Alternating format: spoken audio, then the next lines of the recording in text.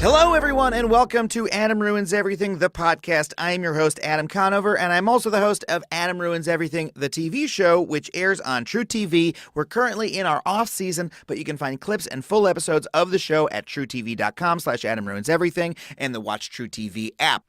So if you've never seen the True TV show, it's an educational comedy show where I share surprising, incredible facts from all across the range of human knowledge. We do science, history, everything. And on the show, I bring on experts, professors, journalists, academics, people who found out incredible things, and they talk to us on TV about it for 2 to 3 minutes. On this podcast, I bring them into the studio, or sometimes I talk to them over the internet telephone, for a much longer period of time, 45 minutes, an hour. We get to talk about all of their incredible work in much more detail. Because here's the thing, when I talk to them on set, I always end up so curious to learn more about everything that they've discovered. And honestly, that's where the podcast came from. It was just to sate my curiosity and maybe to sate yours too. So, sate is a weird word, isn't it? Whatever, we can use it. So, today's guest is Professor Doug Massey, who appeared on our episode Adam Ruins Immigration. He specifically appeared in our video Adam Ruins the Wall, which has gotten let's just say that segment's gotten a lot of attention lately. Seems like it's been pretty relevant in recent weeks, and so we thought this would be a perfect time to bring Doug into the studio and talk about his research in more depth.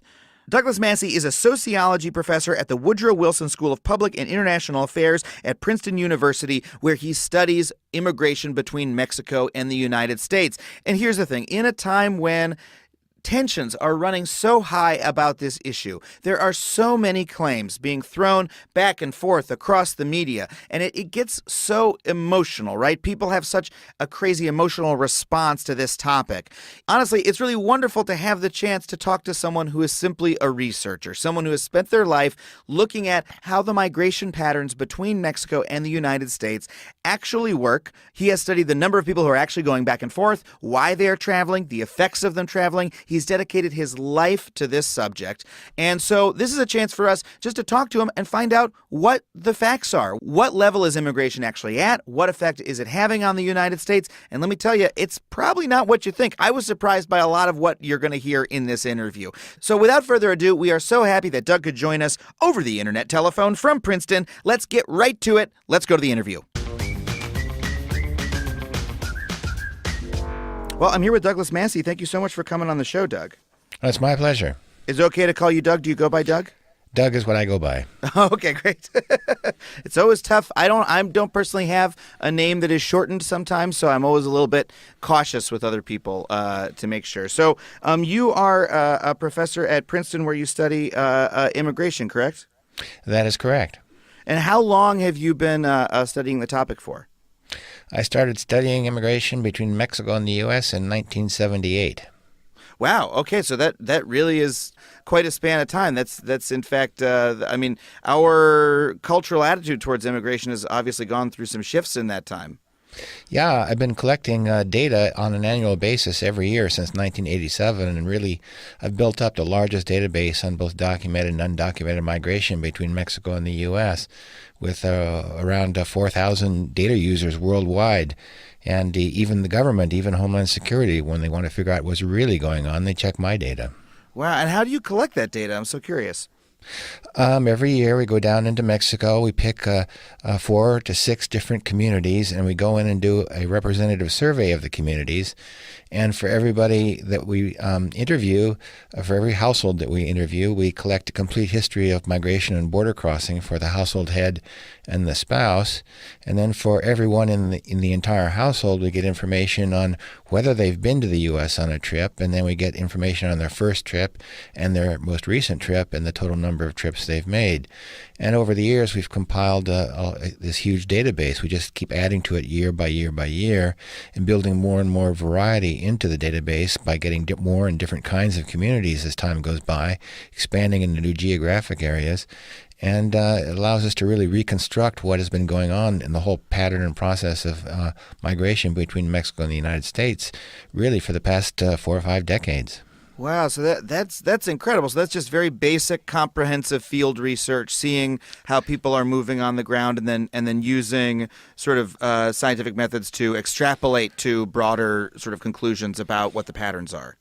Yeah, when we collect a complete life history, we can figure out what everybody was doing and when they were doing it, if they were in Mexico and if they were in the U.S., and if they crossed from Mexico into the U.S., what the wages were in the U.S., what the conditions were in Mexico. And by putting this all into statistical models, we can really figure out what's happening and why. Wow, that's fascinating. Well, as you, I'm sure, know, and everybody listening to this knows, immigration is obviously a very hot button issue in the country right now, especially with the recent election and the new administration. And there's a lot of talk about it in the media. There's a lot of big claims that are made. I'm curious, from your position as a researcher, someone who's doing the basic science, what sort of truths do you know about immigration, about our relation, especially border immigration with Mexico, that the public at large doesn't understand, or the new administration is missing? Well, the big factor is that illegal migration from Mexico in particular, but even more generally from the entire Western Hemisphere, has basically dropped to zero. It's been zero or negative since 2008, so we're really going on 9 years now since illegal migration stopped. So the idea of building a border wall is just a complete and total waste of taxpayer money because there's no extra deterrent value to be had. The flow from Mexico has stopped and gone negative, and there's a small flow from Central America, but that is not enough to offset the loss of Mexican undocumenteds from the states. So the undocumented population basically stopped growing in 2008. It actually fell by 1 million people between 2008 and 2009, and since then has been steady at around 11 million people, give or take. It fluctuates around that high water mark, and it hasn't changed in about 8 or 9 years. Really, that's an amazing claim. I mean, we have this idea, obviously, promoted by politicians and reported in the media, but still, I think even people who are maybe inclined to be a little bit more skeptical of those claims still have this idea that there are people crossing the border. That there are still people making the trip. But is what you're saying that the net migration is negative? Like there are more people leaving than there are coming in, or?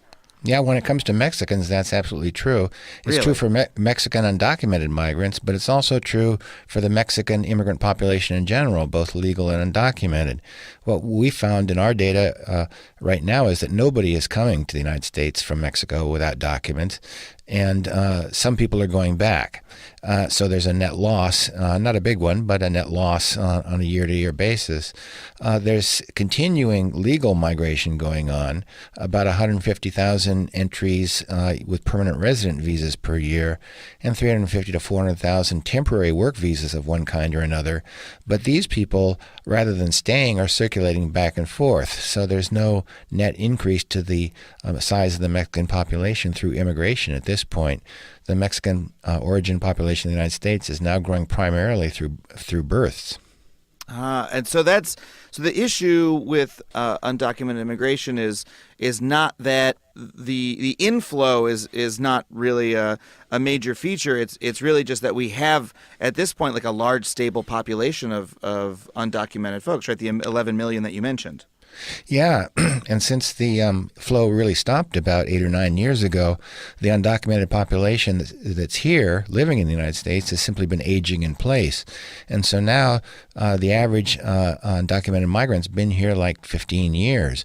And there's very few people who have been here 5 years or less. And as time goes on, this population just gets older and older, and more years of residence in the United States.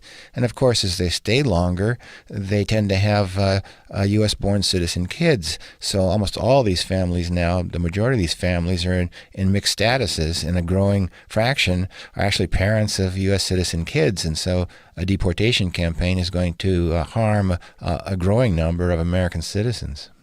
Wow, yeah, that's the that's the issue. I mean, like, say what you will about desirability of having a large undocumented population, or whatever you think about, whatever your sort of emotional stance is towards those folks. It's very difficult to know what to do once they have American citizen children that they're supporting in the United States. Yeah, and with the huge increase in deportations under the Obama administration, there were a lot of deportations of Mexican parents, and some of those parents return with their citizen kids. Because they want to stay with their children and they can't leave them with relatives or make some other arrangement in the United States. So, according to Mexican statistics, there's 300,000 or 400,000 U.S. citizen kids kind of languishing in Mexico. And the irony is they're undocumented in Mexico. They have no documents for Mexico, and they've lived in the United States and they've grown up and they speak English and they've gone to U.S. schools and they don't know much about Mexican history. They can speak a household Spanish, but they can't read and write in Spanish. And it makes life really, really hard for them, and they're ostracized in Mexico, especially the younger ones. The older ones, the ones who have been deported at older ages when they're really out of school, this has provided the labor force for a whole new industry in Mexico, which is native English-speaking call centers. So increasingly, when you call a helpline and you get somebody that sounds like they're American, there are a growing number of these centers are actually deported former undocumented migrants who've been shipped back to Mexico and provide a labor force for a growing industry of call centers. Really? So these are sort of former Americans who were deported through U.S. government policy, or former Americans is a bad term, but former residents of the United States, right? Who because they have good English skills, like somebody noticed that there was this untapped labor force to staff call centers in Mexico. That's unbelievable. Yeah, you find them in and around western Mexico, around Guadalajara. You find them up north around Monterrey. And I was just reading in the paper not too long ago that they've even started setting up these call centers in El Salvador with all the deportations of Salvadoranians back into El Salvador. They've got the same kind of untapped workforce going on there. So let me ask: you said it makes no sense to build a border wall because the rate of migration is so low, or could be even net zero?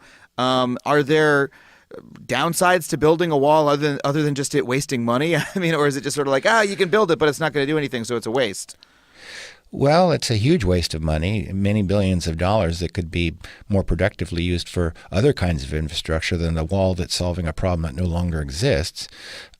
Building a wall and continuing the high level of enforcement is also counterproductive because to the extent that there is any migration into the United States, and if it were to come back in the future, the effect of a wall and a massive militarization of the border is actually that it doesn't keep people from coming in. They manage to evade most of the walls and the enforcement effort, but it costs a lot and it's very scary and it's risky and the death rate is quite high. And so once they've crossed the border, they just hunker down and stay. So the irony during the period from, say, 1985 to 2005, when there was a substantial flow of migrants into the country, the militarization of the border and the 700 miles of wall that we did build during that period had the perverse effect of keeping people from going back rather than stopping them from coming in. And so we ended up spending about $3 or $4 billion a year in border enforcement, only to double the net rate of undocumented migration to the United States and double the rate of undocumented population growth. Because net migration equals in-migration minus out-migration. Our policy had no effect really on in-migration, but it had a big effect on out-migration. And so we spent a whole bunch of money to actually make the problem worse.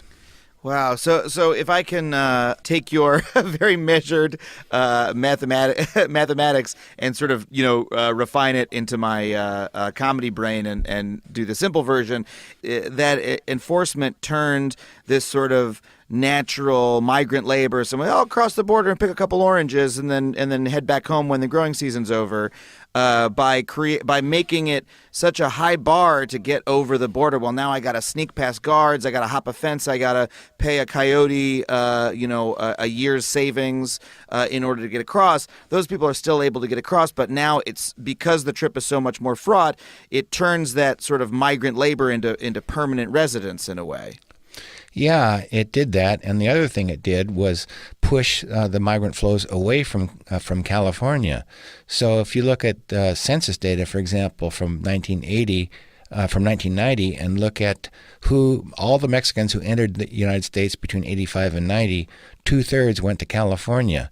But then we militarized the border, and you fast forward to the year 2000 and look at who entered between 1995 and 2000, only 1/3 went to California. And that 1/3 going to California has persisted up until the present date. So there's a permanent deviation of the flow away from the state of California and to new destination areas all over the United States. So the fastest growing Mexican populations ended up being in North Carolina, South Carolina, Georgia, Alabama, Nebraska, Iowa, Missouri, and so on. And so the other thing that happened was we, by spending all this money on border enforcement, we ended up transforming what had been a circular flow of male workers going to 3 states, California, Illinois, and Texas, into a settled population, a much larger population of families living in 50 states. So Wow. again, we shot ourselves in the foot. Yeah, I mean, if you consider that kind of migration to be something that's avoidable, then that actually makes the problem worse in a way. Well, if migration always has economic benefits, and it also has social costs. Yeah.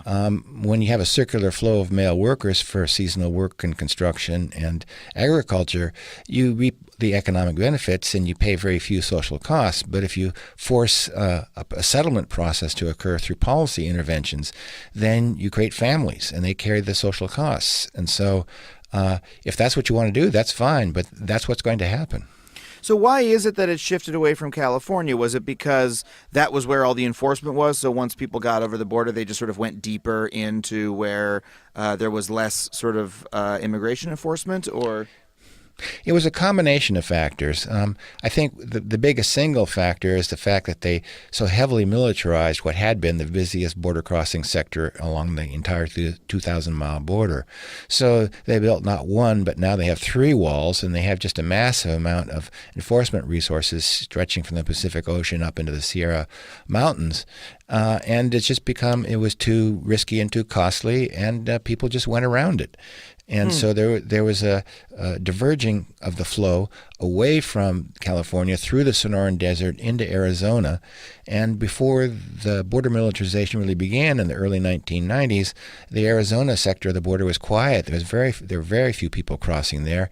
And Arizona had not been a prime destination for Mexican immigrants since the 1920s. And the fact that it turned into a destination and the largest single crossing point is all because of our own policy actions. We just shifted the flows westward through the desert and into Arizona. Wow. I also have the sense that sort of migration of male migrant labor is something that has a really, really long history between the United States and Mexico. And please correct me if I'm wrong, but we often hear that you have entire industries based on that labor that rely on migrant labor. But not only that, I get the sense that some of those industries like farming and whatnot that have relied on that labor for decades and decades, and in fact were built on it. So there's an extent to which we say, they're coming in and taking American jobs. It's really, no, these are the folks who were always doing that job the entire time. Is that the case, or? Yeah, for an industry like food processing and agriculture, that's certainly the case. We started recruiting Mexican workers from way back in the early 20th century, really in the early 1900s. And 1907 is a big date because that's the date that the U.S. negotiated its so-called gentleman's agreement with Japan to cut off the supply of Japanese laborers into the West Coast. The gentleman's agreement was that the United States agreed not to ban Japanese workers from entering, in return for which Japan promised not to let them come here. So Japan was a rising industrial power and didn't want to suffer the shame that other countries had experienced, and so they negotiated with the Theodore Roosevelt administration this gentleman's agreement. And that created immediate labor shortages all over the Southwest, and very quickly, the employers on the U.S. side started recruiting in Mexico. And that was very convenient because Mexico had just recently been connected to the U.S., a massive investment in railroads, and the main investors in the Mexican railroad system were Americans.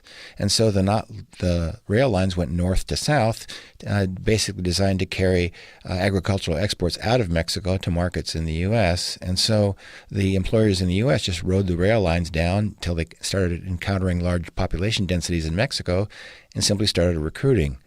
And that really took off in 1917, really 1914, when the World War I broke out and cut off all the flows of European workers to the U.S. Recruitment of Mexican workers redoubled.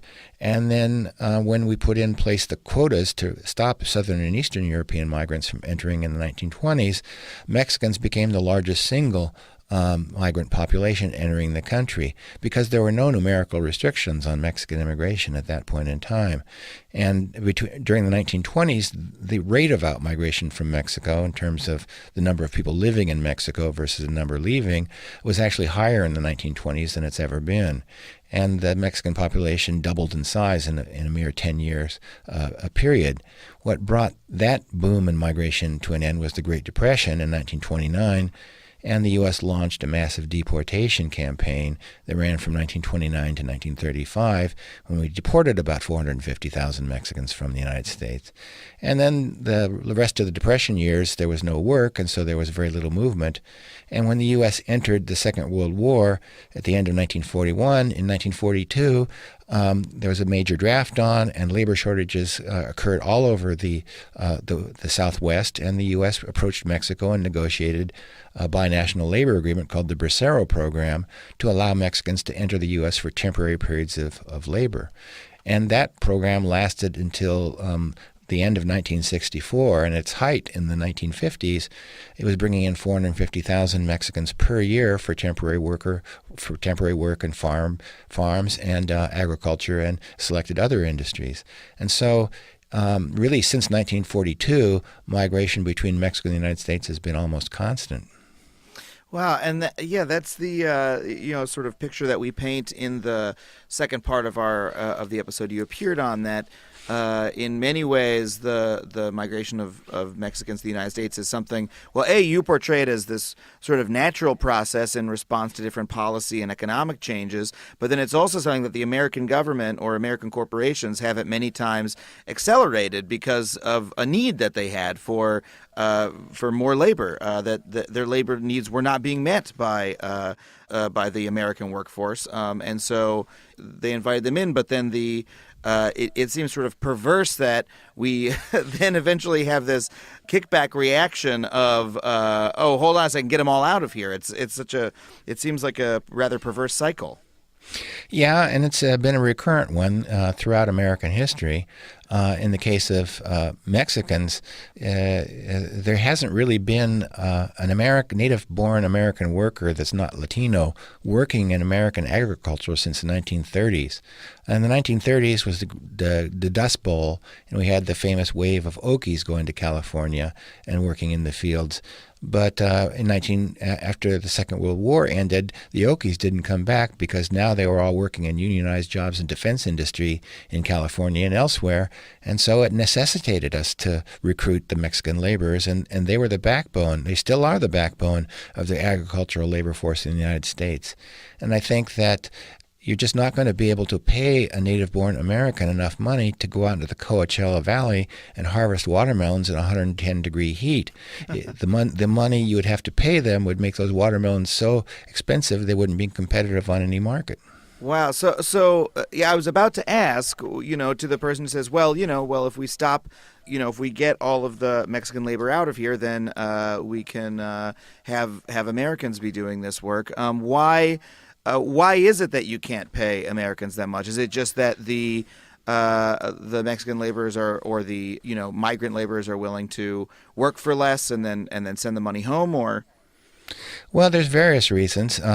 One is that Americans have other options, and they can find other jobs that pay. Maybe they don't even pay as much, but they're not as arduous and as difficult, and they're more willing to work in the McDonald's for minimum wage than to boost their wages for seasonal labor out in the watermelon fields in the Coachella Valley. The other thing is stigma. It's a very low status occupation, and when you grow up and live in the United States, you learn the U.S. status system, and it's below people's dignity often to become an agricultural worker. It's backbreaking work, and it's very low status. But if you're a Mexican, the wages are very high, and if you circulate back and forth, you earn high wages in the U.S. and come back, and you actually buy high status in the home country. So you can ignore the low status in the United States and actually, through your earnings, buy a significant amount of status back in your home community in Mexico. And that was the formula that worked for many, many years until we disrupted it by militarizing the border.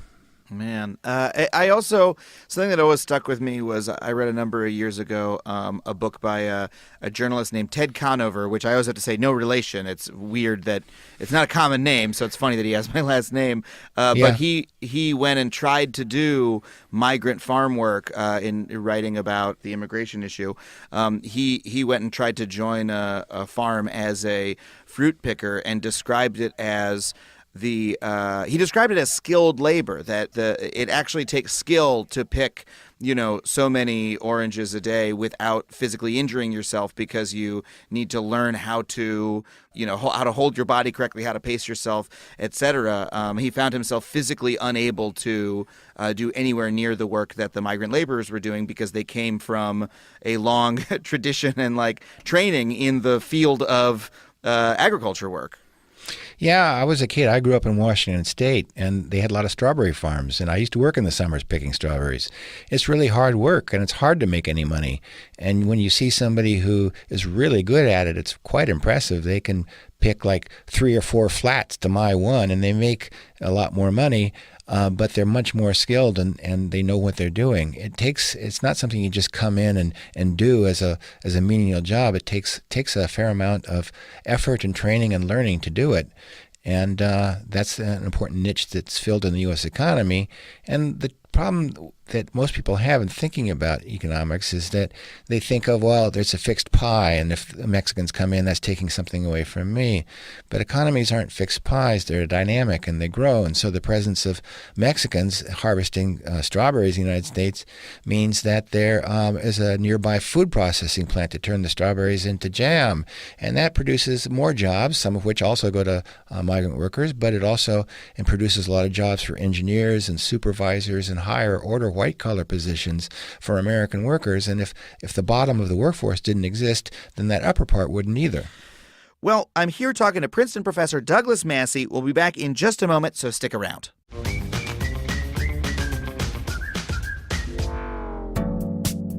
My name is Patrick. My name is Parker. Max FunCon has been a huge inspiration in my life.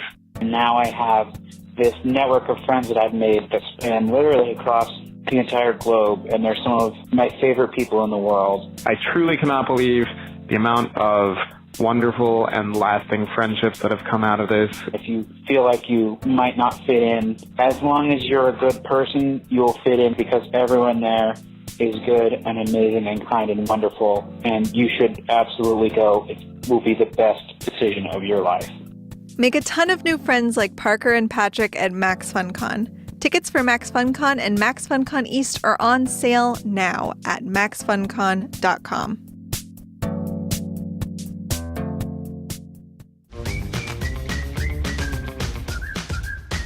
Welcome back to Adam Ruins Everything, the podcast. I'm here talking to Princeton University sociology professor Douglas Massey about immigration. I'm just so curious. Do you have a sense of why, as a researcher who's been going and looking at these issues on the ground, just collecting the basic data, reporting on it, you're like, look, the data is right here. We've done the work, but it seems that the government, the current government, and the media at large, or the American public at large, sort of aren't aware of it. Do you have any sense of of why our idea of how immigration works is so different from the reality on the ground, or why we neglect the data so much? Well, there are a lot of operatives out in the world who benefit from making people think that we're being invaded by a threatening population, the brown-skinned people from south of the border. And they've been pumping a lot of misinformation and disinformation and really false information into the public sphere. And it's very hard for a lone academic like me to break through all that well-funded nonsense. The fear is a well-known political motivator.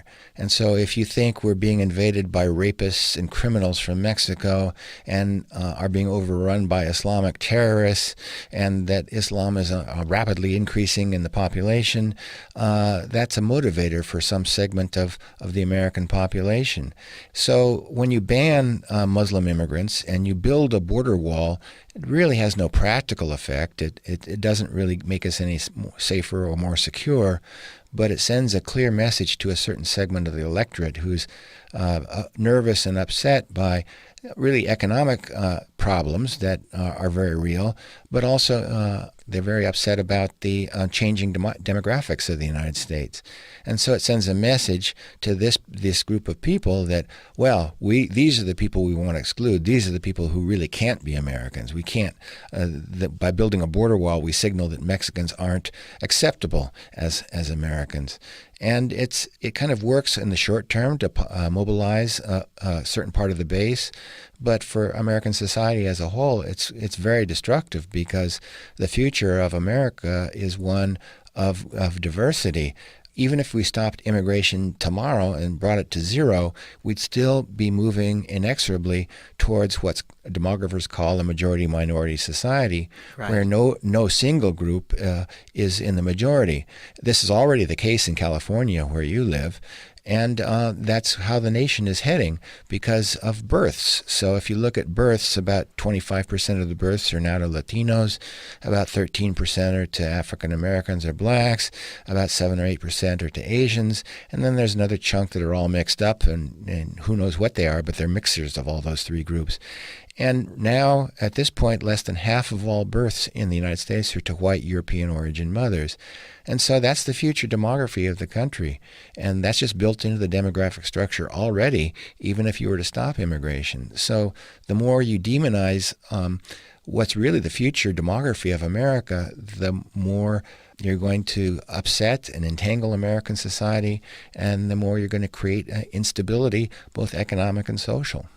Wow, that's an incredibly vivid picture. And yeah, there's a particular year that's supposed to happen, correct? Just by looking at the demographics where they think it's going to tip. And I think it already is majority-minority in terms of births, right? But that at some point those births are going to catch up so that the population as a whole will be 49% white. And so white people will be a plurality but no longer a majority, correct? Yeah, but we have to take those projections with a grain of salt, because sure, the way we classify ourselves is pretty arbitrary. And so if you looked at the projections in the early part of the 20th century, you could say, oh my God, if we don't stop this immigration, Chicago is going to be Polish in 30 years. And, you tell that to Dan Rostenkowski, who was a chair of the House Ways and Means Committee. By the time he became that powerful person in Congress, he was as American as apple pie. And the same thing is happening when you look at intermarriage rates between Asians, whites, and Latinos. They're actually quite high in the second and third generations. And so we're probably evolving into a world where a new social groups will be forming and new labels will be applied. I think the biggest problem that will face the United States is the continuing legacy of race in terms of African Americans, and what's going to happen between African Americans and the rest of American society, because those lines are much harder to cross and much more durable and much more long-standing in American culture and society. Wow, that's so fascinating. Yeah, I mean, it's so funny. I've heard both of these points that, we will soon be a majority-minority country or within the next few decades, and that race and especially the idea of whiteness is somehow not fixed. That you have groups that, especially I think your example, if you look at other European immigrant groups were once considered not white and were considered threats to true Americanness and are now part of that majority and have become folded into the majority. Those are almost sort of two contrasting ideas, and it makes the whole issue seem so malleable. And I don't know, talking to you about it really opens my mind up to all the different ways of looking at the issue. Well, the United States has always been a remarkable machine for taking in a whole bunch of people, speaking a number of different languages, bearing a number of different cultures, and turning them into Americans. And what an American is changes over time because of the arrival of the immigrants. But in the end, we all end up being Americans. My grandparents on my mother's side were immigrants from Finland with grade school educations. And here I am, a professor at Princeton University. So we are a country of immigrants, and being a country of immigrants is always what has made us great. Just try to imagine the inventions that wouldn't have happened in the United States if it weren't for immigration that's occurred over these many years. And just look at the way the economy is organized today. Immigrants really provide a huge boost to our human capital and to our financial capital and to just the sheer economic growth that goes on in a place like the United States. Yeah, and it's fascinating that you see, for instance, the Silicon Valley companies sort of becoming politically mobilized right now, because that's an example of probably one of the most, productive sections of the American economy right now. People say, "Oh, Americans don't make things anymore." Well, in tech, we certainly are first in the world in terms of these sort of world-changing inventions and companies. But so many of those companies were founded by first or second or third generation immigrants, or have high-level immigrant workers or executives, or et cetera. And it's so visible in one of the most prominent segments of the American economy. Yeah, and if you look at Silicon Valley, they were kind of complacent when Trump was being elected, and when he finally won the election, they said, "Oh, this won't affect us." But what's the first thing that happens? He puts a freeze on visas, and it does affect them. And we're really dependent on global flows of human capital and labor and financial capital. And if you try to close off your country from the dynamic global economy, you'll just make yourself poorer in the long run. There are a lot of problems, and there are always distributional problems when there's an economic change. Every economic change brings winners and losers.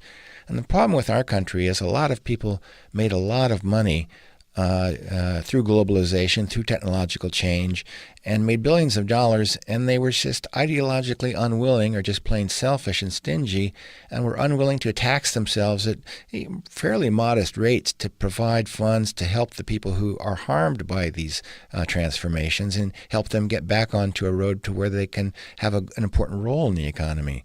It really isn't that hard to fix, but our own ideologies trip us up, it seems like. And it does no great service to the country, to American society, and to our competitiveness in what's really a global economy.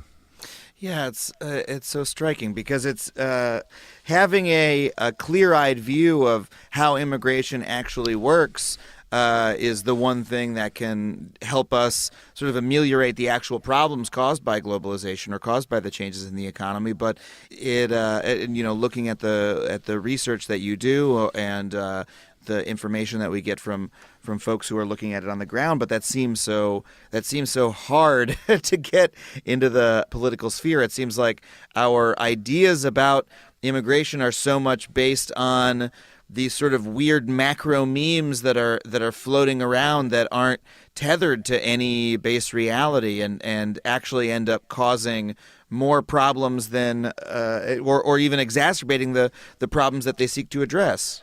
Well, sometimes they create problems that weren't there to begin with. And that's often the case with simple-minded solutions to problems in society. When I talk out in public, some people sometimes come up to me afterward and say, "Oh, well, it's easy for you to say these things because you don't have to compete with immigrants. You're a college professor." And I said, "Well, have you been on a college campus lately? Half the faculty is foreign-born. Half my department's foreign-born." Right.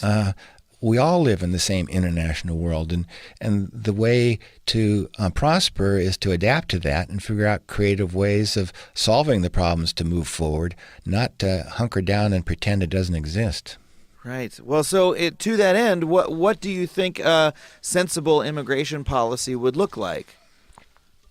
Well, the critical factor right now is finding a pathway to legal status for the 11 million people who are out of status. The longer that goes on, the worse it is going to be for us as a country. And to be perfectly frank, if the baby boom had half a brain, they'd want to legalize these people so their wages would rise, their tax revenues would come up, and they would be able to support their retirement. Having them languish at the bottom of the labor market with nowhere to go, especially these dreamer kids who've grown up in the States and are doing very well, they should be able to move ahead to earn higher salaries, to buy the houses that the baby boomers are going to be giving up when they retire, and fund a Social Security system into the future. What we've got now is the worst possible outcome for everyone. Oh, wow. Yeah, because you're going to have that population of 11 million aging but not able to aging and not be able to support themselves, which is going to be, I can only imagine, a major humanitarian disaster. But then also, those it reduces their ability to pay into all of the economic institutions that are going to keep the rest of us solvent. Well, it's a huge drag on the U.S. economy.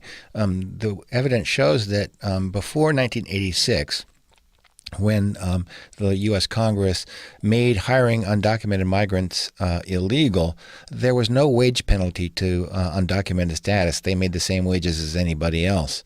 After that, a wage penalty started to grow, and it's grown over the decades. And we now know that if you are undocumented, you earn lower wages, and if you're undocumented and work in a labor market with a lot of other undocumented migrants, you earn even lower wages.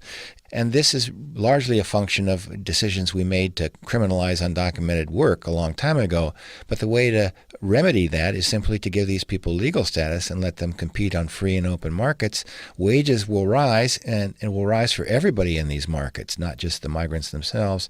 And as the wages rise, they'll be in a better position to buy and energize the American economy, and they'll produce more taxes to support the baby boom when it retires. So let me ask, what would you say to someone who, made said in response to that, well, hold on a second, these people are, the 11 million people you talk about, they are de facto not Americans, right? Because they're not American citizens. They came here illegally. We don't owe them anything. Why should we take care of them before we take care of our own, right? Why should we look out for their, why should we try to raise their wages rather than trying to raise the wages of American citizens? I mean, that's an argument that has, I understand its appeal.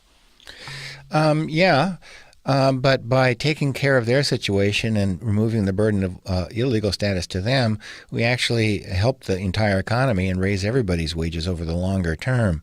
And we have to remember that we've been taking advantage of their labor and their work for a long time, and they've been paying into Social Security, usually under fictitious accounts, and they probably won't be able to collect from it. So it's been a net bonus for us at to this point.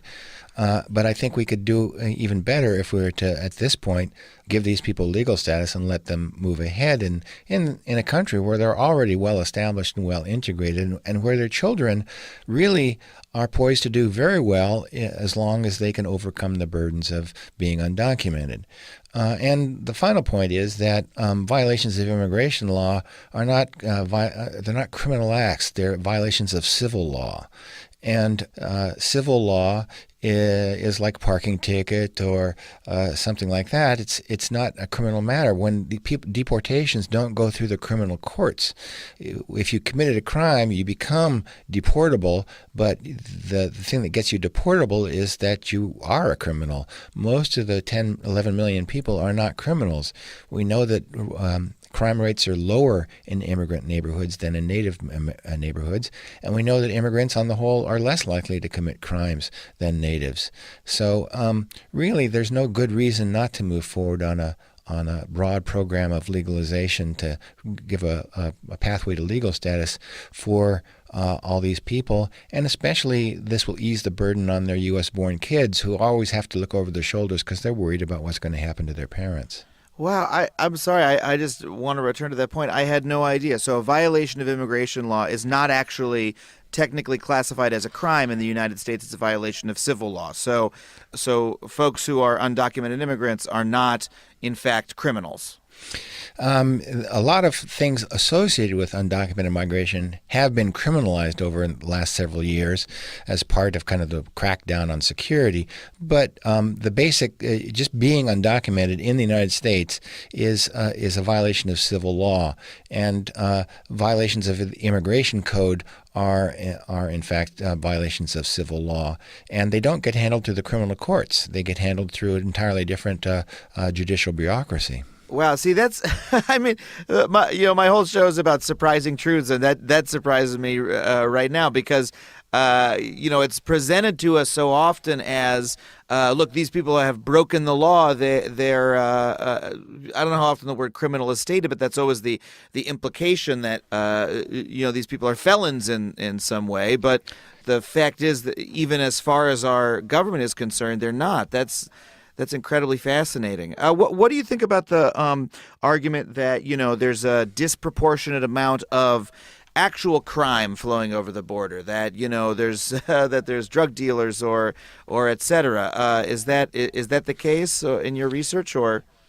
Well, if you look at the data, the U.S. counties that are right along the Mexico-U.S. border are among the safest in the country.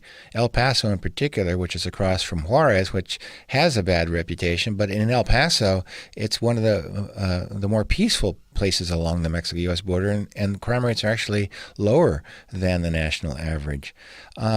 The problem with drugs and immigration is that they're demand-driven. The bottom line is drugs are actually quite popular in America, and lots of people want to take them. And that's very true. And as long as that's true, the markets are going to work to create a supply. And the more you try to interdict and block, the more opportunities you create for criminal elements. And you drive up the prices temporarily, which induces more suppliers, which brings the prices down. So over the long term, you actually end up with lower priced drugs. Wow. So are you making a backdoor argument for drug legalization, Doug, or not? Well, I think it should be, you should move away from criminalization and medicalize it, and all the studies show that this would be much more cost effective, but it runs into ideological objections. Now, moving on from border immigration quickly, do you have any feeling about the recent immigration ban the new administration has put in place, or is that something on that's not my field, that's elsewhere? No, I think it's a big mistake, and it's signaling to the world that America doesn't like Muslims, and in fact maybe even ISIS is right, and we are engaged in a war on Islam, and we don't want that. Will create more terrorists than it will prevent. And the countries that have been banned have not produced any terrorists that have attacked the United States. Right. And our whole security system is maladjusted. You want to build a wall on the border, but our two Atlantic and Pacific coasts are wide open, and our northern border is practically undefended. And we think by enforcing 1 out of 4 borders, we're going to somehow be more secure. And you ban 5 or 6 countries, but there's still lots of other countries, and there are many other ways in. So we keep doing things that have a symbolic resonance, but really don't have any practical value. And it has no effect in saving us from preventing terror from going on. But the Mexico-U.S. border has become this symbolic trope in American life, where what a politician does to show that he cares about America is when there's a new threat, you call for more border enforcement. Wow. And it's just one border. So before it was communists in Central America, then it was Al-Qaeda, then it was ISIS. And you'll notice that when we had the Ebola scare, there were people calling for closing the Mexico-U.S. border because of Ebola. But that's just political theater. It's got no practical value whatsoever. Yeah, and it almost reminds me of Bruce Schneier's concept of security theater that we've discussed earlier on this podcast and on the show. But the difference with the issue with this kind of theater is that it's so much aimed at specific countries or specific groups. It's not we're not building a wall all the way around the country or denying visas from every country around the world. It's just aimed at these specific groups. And so the symbolism is inescapable. I mean, it strikes me that often in the current discussion about the immigration ban, and by the way, I hope that things don't move so quickly that by the time this is released, we're recording this at a time when that ban is still being discussed by the courts and in the media. So for folks listening to this later, maybe things will have moved on. But so much of the argument is about. The administration says, well, this is not a ban on Muslims overall. It's only a few specific countries. It doesn't apply to that many people.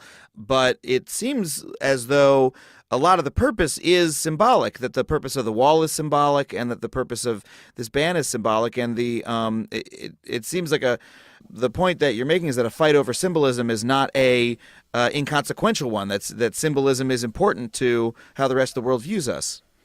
Symbolism is important because we send out a message about who we are as a society and who we think our enemies might be.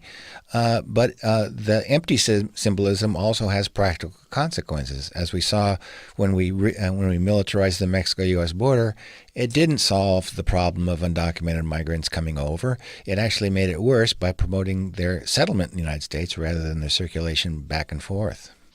Well, we're getting we have to wrap it up in just a bit. I do want to ask you this. If, you said earlier, you're in a position as just one academic and, so it's sort of hard to move the needle of the culture. But if there was one, message that you could sort of blast out to Americans overall, from your vantage point as someone who's studied immigration since, I think you said the late 70s, what would that message be? Like what's the best way that we could change the culture?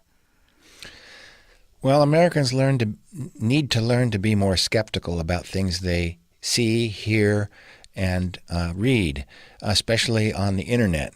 And whenever they see messages about immigration or really anything that have a strong undertone of fear, and it's clear that fear is part of the message that's coming out, that's when your detector should go up and you should really be skeptical and look into really what's being said and where the information is coming from. People trust too much in what they hear and see, and especially on the internet, which is completely unfiltered and completely free for anybody to put anything up. And you have to be skeptical and you have to be critical if you're going to survive as a democracy. Democracy is only as good as its citizens, and unless citizens are really informed and not following alternative facts and fake news, then it's not going to be very effective.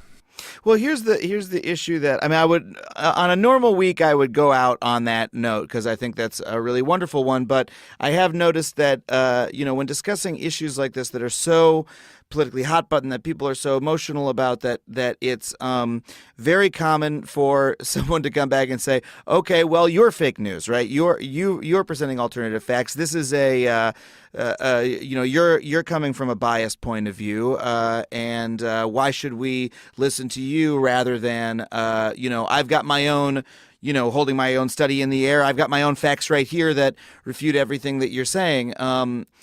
Why should people of a reasonable frame of mind listen to the point of view that you're expressing here rather than any other? Well, Daniel Patrick Moynihan, the late senator, said we're all entitled to our own opinions, but we're not entitled to our own facts. And so when somebody says they have a fact, you have to ask where that fact comes from. Mm-hmm. Now, I'm an academic. I probably have a liberal bent, and I have, like everybody else, my prejudices and biases. But all the work that I do, I put through a process where it's reviewed by other critical people who are basically looking to poke holes in the arguments that I'm making and find problems with the data. And just because they may even share my political beliefs, their job is to find holes in in the research that I do. So everything that I do and things that I say and when I make public pronouncements, it's already been through a peer-reviewed process where other people have looked at it critically. It's gone through a critical review process. It's made it into a journal. The journal's been read by people. People can question it. All of the data that I use for my research either comes from public sources like the census and the CPS and the American Community Survey, or it comes from my own research project, the Mexican Migration Project. But all of the Mexican Migration Project data is publicly available, and anybody can download it to check on what I'm doing and see whether I'm right or wrong. When you look at many of the opponents that I end up debating, they work for an organization that has a point of view, and their job depends on honoring that point of view day in and day out. They don't put their information through any kind of peer review process. It doesn't get scrutinized. And yet, in a debating situation, it's treated like a point-counterpoint. Oh, well, there's 2 points of view. But really, journalists need to step up and do a better job of saying, well, this person has a credible case that's consistent with a lot of evidence that has convinced a lot of people, and this other point of view is just nonsense.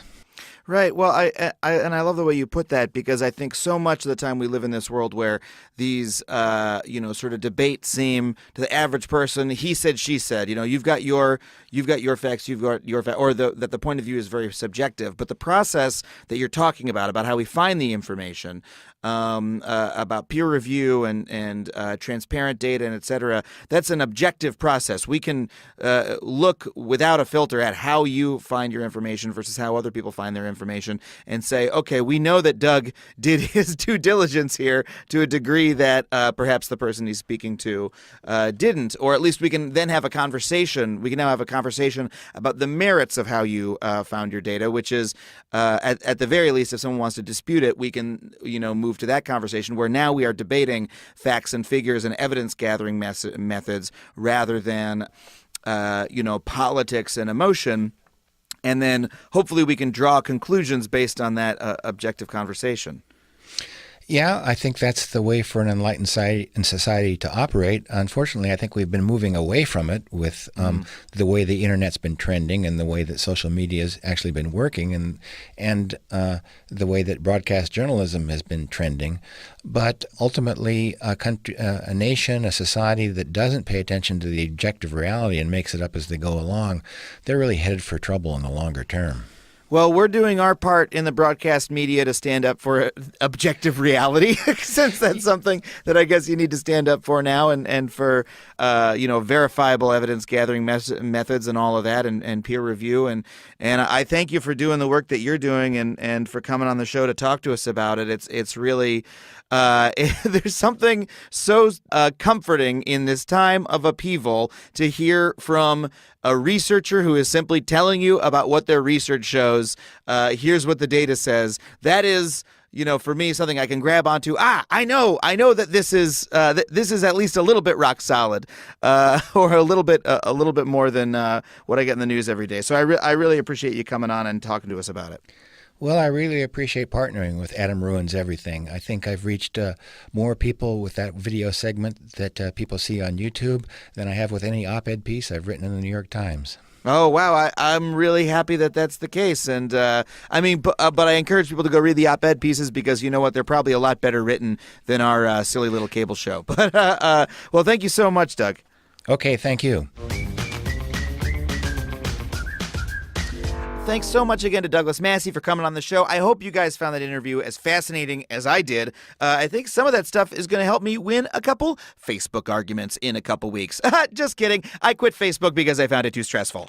And that was it for Adam Ruins Everything, the podcast. We will be back in 2 weeks, so please tune in. Our producer is Sharon Morris, and if you like the show, please be sure to tell a friend. Post about it on Twitter. Put it on your Tumblr, perhaps. Remember Tumblr? It's still around. Maybe you got a couple followers left hanging around who'd be interested in finding about the show. Or just, hey, rate it on your favorite podcast app.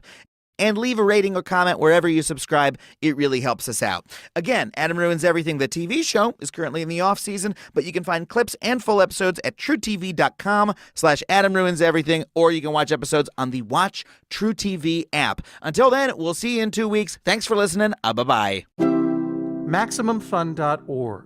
Comedy and culture. Artist owned. Listener supported.